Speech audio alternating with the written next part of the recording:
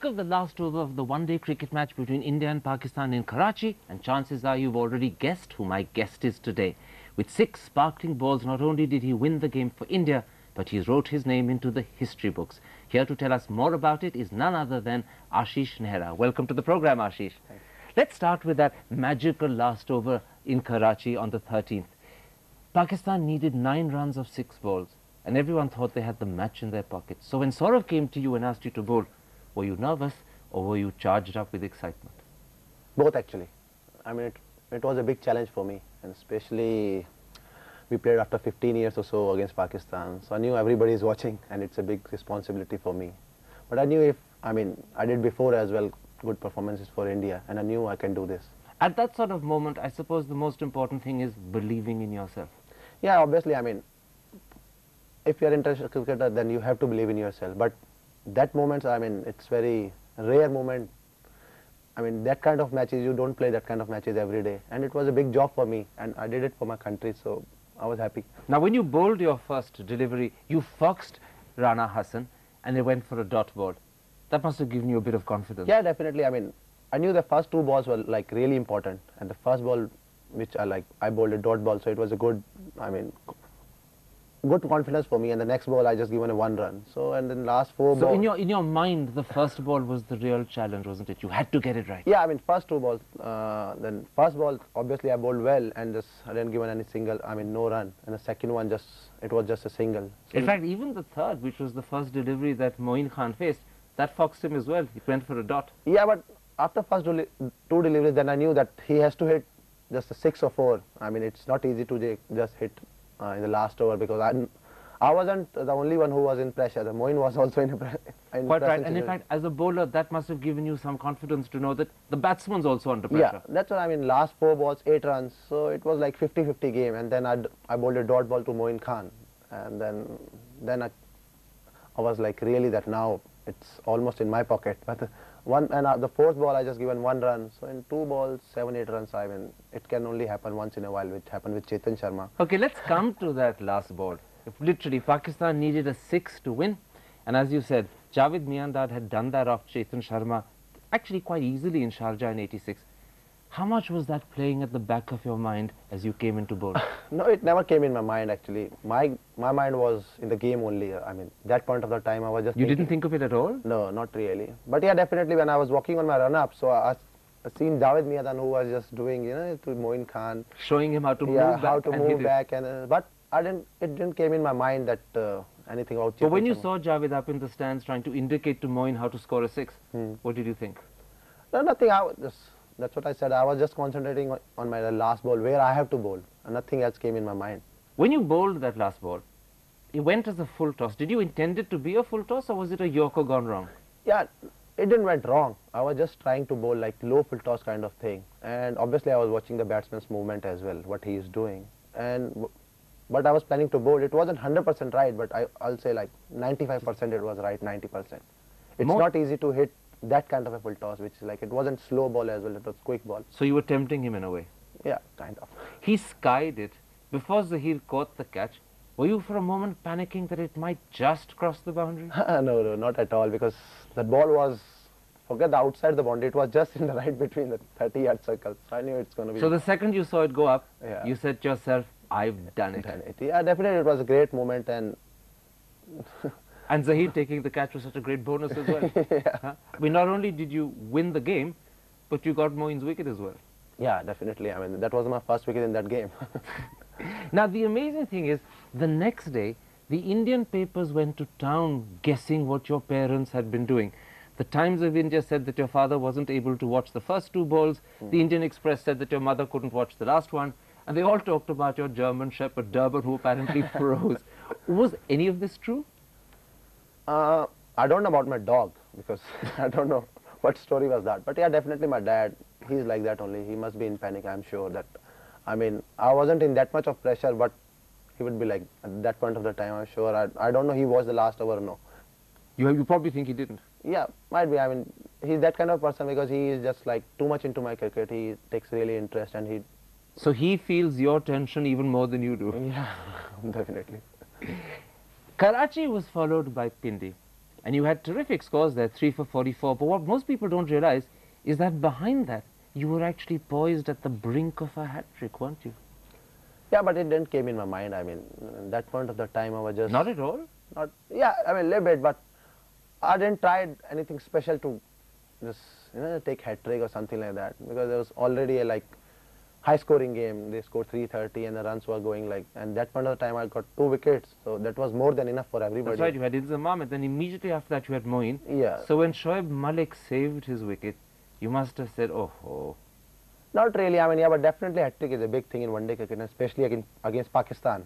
So yeah, but I was never like that oh, I didn't got the hat trick or something like that. The sad part was that you went on very shortly thereafter to get injured. After 2 terrific one-dayers, to have to miss the next 3 must have been hugely disappointing. Yeah, definitely. I mean, I didn't play much in last 1 year. I mean, after my ankle injury, I was out of cricket for 6-7 months, and then I went to Australia tour, which wasn't good for me. After that, I was looking forward to go to Pakistan and just do well, and in the same way I did as well. In first 2 one-days, I bowled really well. And the next 3 one-days I didn't play. It was really frustrating for me, especially for that kind of freak injury, which I never expected. But the injury is not completely recovered. I mean, I can see your hands in front of me. Yeah, it's okay. I mean, I started bowling. It's okay in bowling, and I'm doing fielding as well. Started fielding slowly, so it will be okay next 2-3 days completely. I mean, the amazing thing is that many times in your career you've actually played with injury and pain. Is it true that when you got 6 for 23 against England in the World Cup, your ankle was so swollen that with all the bandages, you didn't have room to wear a sock? Yeah, it's true. I mean, my ankle was really swollen and everything. But after that, I mean, before the England game, where we were playing in Petermarisburg, where I got hurt and everything. Playing against Namibia, your second ball? Yeah, second ball. After that, I mean, 2 days my foot was in the ice only, and then I played game against England, which I played. I should say that I played that game because of my physio Endo Lippers. He really worked hard on me for 2 days or so. He made it possible. Yeah, and it was my, I mean, hard work, and I can say my belief that I can do it, and I did it in that day as well. I mean, 6 for 23 was terrific. I believe it was at the time the 3rd highest bowling figures in World Cup history. But were you in a lot of pain right through? Yeah, I was. I mean, first 2 overs I was really in pain, but after that, once it get warm up, I can say first over, I mean, I was really struggling, but after first over it was okay. I mean, it's interesting you should say that in the first 2 overs you were in pain, because when one looks at your figures, the wickets started falling with the 3rd over. I didn't remember that actually. But yeah, first 2 overs, I mean, it takes time, and it was like day-night game, but after 8 or 10 balls I was feeling better and better. And when I got my first wicket, then obviously you always feel better. Many people, when they look at your career, remark about 2 things. On the one hand, there's your terrific bowling performance and your great figures, and on the other, there's injury. You've had, what is it, a groin injury, you've had 2 ankle operations, and at least twice you've cut the webbing off your hand. Yeah, I mean, I should say that fast ball is part, I mean, fast bowler's life is always surrounds some, there's injuries like groin injury or shoulder injury, whatever. I mean, if you're a fast bowler, you're going to get injured? Yeah, definitely. I mean, you can't play for just these days there is so much of international cricket. We play 40 or 50 odds one days and so many test matches. So injuries has to be happen. But I think with me, it's you can say I'm unfortunate or unlucky. Unlucky. I mean, it's unlucky for me that I get injured. I mean, that kind of injury is what happened in Pakistan. So I can't help it with this. I mean. In fact, the Pakistan injury was particularly tragic because it wasn't the groin, it wasn't the ankle, which are old problems. I mean, it was nothing related to my fitness or my strength, or I mean that kind of things, and still I didn't play the next 3 one days and missed the test matches. So that kind of injury really frustrating for a fast bowler. Sometimes when that sort of injury happens, do you say to yourself, why me? Why always me? Yeah, I mean, I think like that, but I can't help it I mean, these kind of injuries. Whatever happened, I mean, it happens for the good. So I don't think that much. But yeah, still, I mean, not only this injury, I have so many I'm just 25, already had 2 ankle surgeries. So these kind of things In a way, you've learned to live with injury. Yeah, I mean, as a fast bowler, you have to. But the only thing is that you should know how big how big the injury is or how serious the injury is. So you have to spend a lot of your time concentrating on your fitness. Yeah, definitely. Not only me, even as a fast bowler who is fit, he has to work hard on his fitness as well, the amount of cricket we are playing in these days. They say that one of your idols is the Pakistani fast bowler Wasim Akram. Is that right? Yeah, I mean, Wasim is like, no doubt, he's a like world-class bowler. And when I was a child, I used to watch him a lot because he was the only leading fast bowler in world cricket. You know, when I was like 14 or 15 or 16 when I started playing cricket. So I used to watch matches like India-Pakistan game or whatever. So I used to watch, I used to follow Wasim a lot. In fact, according to the magazines, you keep in touch with each other. He often rings you up and chats. Yeah, I mean, not so much, but whenever he is in Delhi or like just yesterday I did a show with him at like ESPN Stars. So yeah, he given me so many good tips as well, which is like really important for me. After the Karachi one day, and particularly after that fantastic last over, he wrote in his column that you hadn't got as much credit as you deserved. I never think, I mean, that kind of things. I never believe in this credit thing or popularity. I did the, I mean, Saurav Ganguly asked me to bowl the last over and I'm happy I did my job. That's enough for me. I'd never look for the credit. So all the attention that has followed, particularly the attention on your family, that doesn't particularly please you? No, not really. I mean, just, I always want just my family has to be just away from the media and, you know. But you know that's impossible. The more you become a star, the more they come under the spotlight. Yeah, I mean, it's okay, but sometimes it's too much. Even like when I played a game against England in World Cup, so that it was a day-night game. And I didn't call my family at home. I mean, after the game, I was thinking it's too late to, you know, they must be sleeping after the game because whenever the game finished, it took us like an hour or so to get back to the hotel. So I didn't call them whole night that, you know, it's too late to just, they must be sleeping. But I didn't know the next day I came to know they didn't sleep, you know, this whole night. Because the press was at home till 5 in the morning. And that's sometimes something that you wish wouldn't happen. Leave my family in peace, you say. Yeah, I mean, it's okay. I mean, they has to be like what you said, interviews are fine, but sometimes it's a bit, you know, it's too much. Ashish, let's take a break at that point. I want to come back in part 2 and talk about the other side of Ashish Nehra, the one that you try so hard to keep from the rest of the world. We'll be back in a moment's time. Don't go away.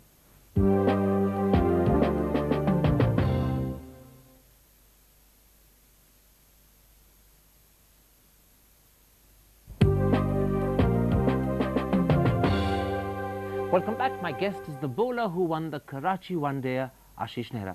Ashish, your parents say that as a child you were restless and very naughty. I mean, that's their thinking, and obviously, yeah, I mean, what I remember, I was naughty, like every kid, nothing special about me. Yeah, I was naughty, but naughty information. Okay, you're obviously aware that I've got the information. Let me share it with you. Your mother says that one of his favorite tricks when guests had come to the house was to break the crockery afterwards. I didn't remember that. I mean, it must be a long time ago. I might be like 7 or 8, but I remember that I did that kind of things as well. You liked the sound of breaking plates.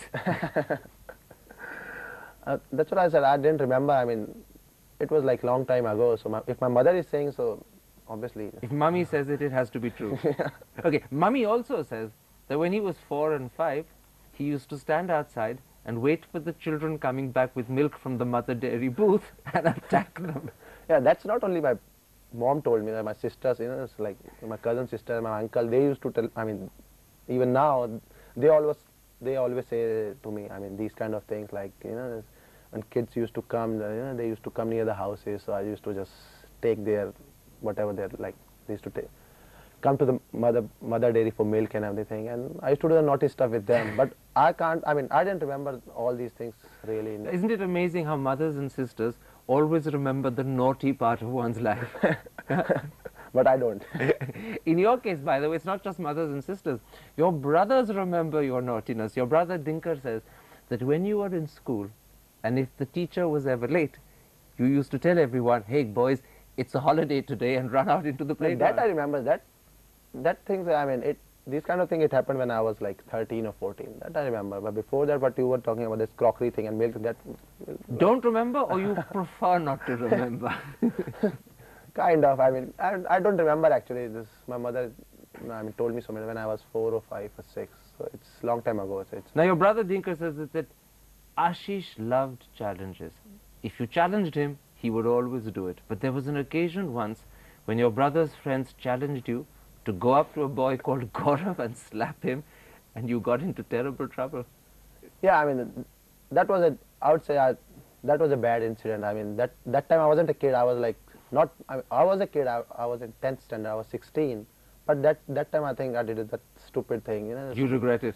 Yeah, definitely. I mean, as long as like crockery thing or the breaking glasses and take all, I mean, all the boys to the ground, it's fine with me, but not that kind of things. Yeah, on that occasion when you slapped poor Gaurav, the headmaster was furious. He didn't think it was funny at all. Yeah, I mean, for me, the more embarrassing situation was like, that was the first time my mom came to the school, because then my principal called her and then she came to the school and I was standing there and then my principal told me just get out from the room and that kind of thing, which was like more than me, I was thinking it's embarrassing for my parents. And you were embarrassed that you had put your parents through this? Yeah, and all the other thing, I mean, that was the first time my parents came to the school. Before that, like this playing in the ground or this breaking glasses, that kind of things, nobody came to know that it's me. That's the good thing, isn't it? As long as no one knows, it doesn't matter. Now, serious cricket began when you were about 12 years old and you were introduced to a gentleman called Tarak Sinha, who became your coach. How exactly did you get to meet him? I wasn't 12, I was like 15, I'd say. I was in 9th standard. And my uncle took me there. I mean, my father's elder brother, he used to play as well cricket. My both uncles, they used to play good cricket. I mean, they were fast bowlers as well. They used to play, I mean, for Hindu college, they played good university level and everything. So my uncle took me to Sonat Club. And I think that was a like turning point in my life. I just went to the Sonat Club and I started practicing, and you know, before that I used to play just like street cricket, like no, with my. So this is when it became serious and proper? Yeah, before that I used to play like football World Cup going on, so I used to be Diego Maradona. Cricket World Cup used to come, so I used to be Wasim Akram on the street. So it was like that. I used to play hockey when there was hockey coming. So it's like, you know, like we have a joint family, so all the cousins, so we used to play together, cricket, football, hockey. But that was a time where like I was seriously into cricket. Into cricket. And in fact, Tarak Sinha proved to be quite a tough disciplinarian. I gather there was an occasion when you were playing in the under-16 side and your captain wanted you to bowl in a particular way and you didn't. And Tarak Sinha slapped you in front of everyone. Yeah, that time when I was 16 or 17, I think, we were playing a game, like club game, under 16 or under 17 game. So I didn't remember actually what happened. But yeah, he slapped him and he told me just ran away from the ground or something like that. Today, looking back, how much do you owe Tarak Sinha?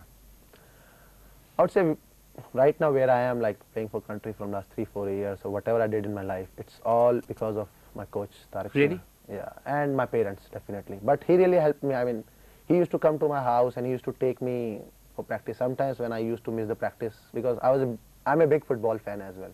So even when I was 16, 17, I used to miss practice and used to come back home early to play football for half an hour, because my brother used to play football.